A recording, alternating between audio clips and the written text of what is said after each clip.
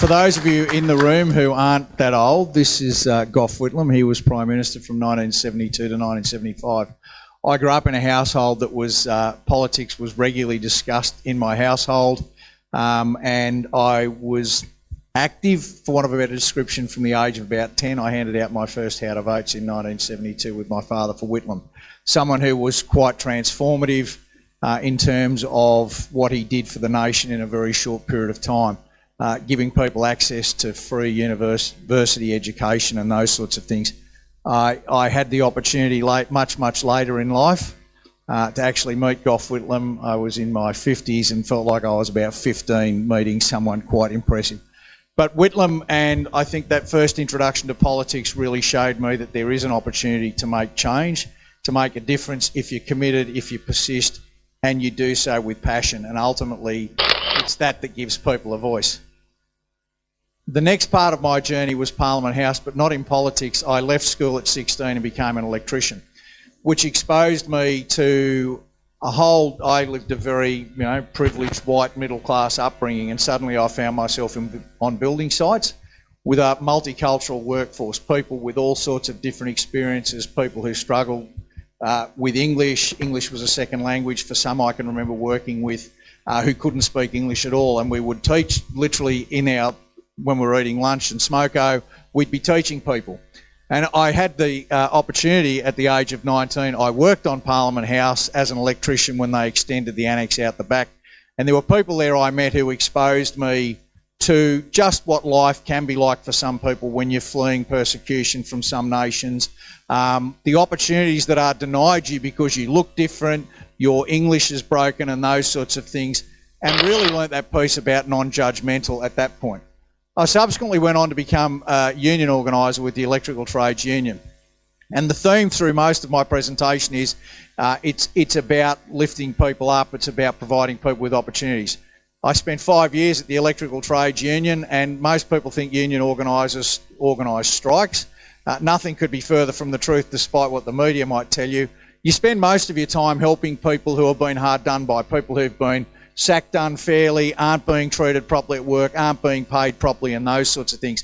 And again, I found myself in a situation where I could lift people up who weren't being treated fairly, people who weren't just simply getting a fair go.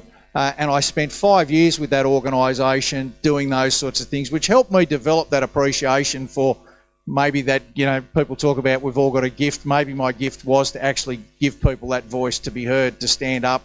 And the Electrical Trades Union certainly gave me that opportunity to do those sorts of things. I subsequently went on to work at what was the Labor Council and is now Unions New South Wales.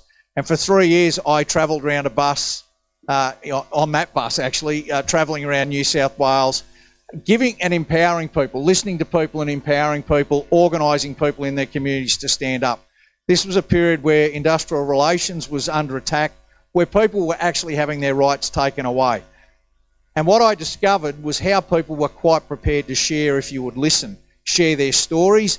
And in turn, that allowed me to go and tell their stories to power, to actually go to media outlets and tell their stories, to go to the politicians and talk about the real impact of these changes and what it was doing to people's lives, how it was impacting on their lives, how it was actually having a negative effect, cutting their standard of living, making them feel vulnerable and exposing them to the ability to be exploited, so much so where they weren't equals.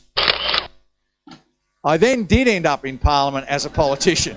It's funny how the circle goes.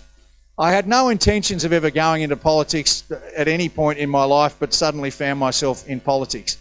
And it's not something, I'm very proud of what I achieved during my time in politics, but again, it's that opportunity to stand up and be heard.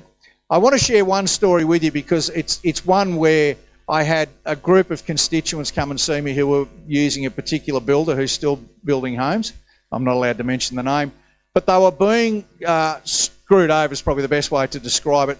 This builder would use the contract that these people had signed and there's a variation clause in there. It's quite technical. Anyway, I was able to use the Parliament to voice what was going on with that builder, that parliamentary privilege piece where you can't be sued so you can publicly name people.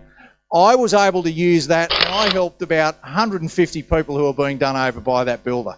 So again, that voice to power piece where I could help them out in that cause. My time in politics, I also spent volunteering with Food Bank, which is where I am today. Food Bank's a fantastic organisation. They offered me a job as part of their transition to come in and take over as CEO. I now not only am able to be a voice for the people that we help with food and those sorts of things, but I'm in a position now to grow that organisation to meet this increasing demand of people that are living with food insecurity. I am able to go and talk to politicians of both sides because of that network I've had to have those voices heard. Not just to talk about the fact that these are people that are living with food insecurity, but talk about the things that are contributing to the fact that these people live with food insecurity, stagnant wages, insecure employment opportunities, the fact that there isn't affordable housing in these locations, and this is having a significant effect. So my story is largely about that whole piece of all connected with trying to uplift people right throughout my working life. So thank you.